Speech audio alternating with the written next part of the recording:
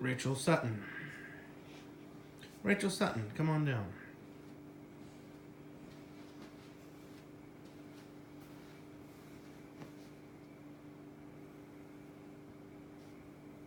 Have you ever wondered how Washington State decides who can and cannot be a caregiver for vulnerable populations like the elderly, children, and the disabled?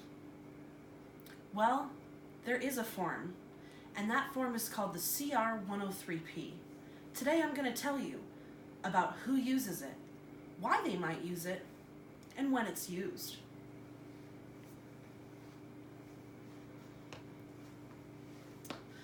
The CR 103P is used by Child Protective Services, or CPS, Adult Protective Services, or APS, the DLR, the Department of Licensed Resources, or Human Resource Departments.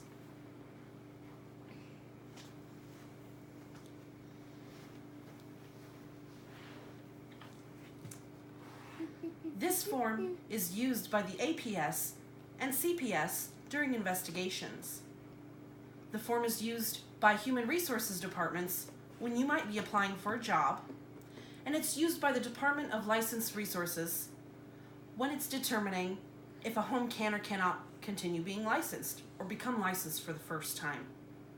A foster home licensor will also use this form just to make sure before going through the foster care licensing process that the house is going to be able to be used.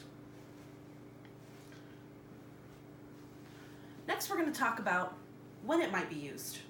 Well, the form is used in the beginning of a case, at the end of a case, at least every 3 years, and on an as-needed basis when safety might be in question. This is boring. Today, we've talked about the CR 103P. We've talked about who uses it, CPS, APS, the DLR, Human Resources Department, ongoing caseworkers, and a foster care licensor.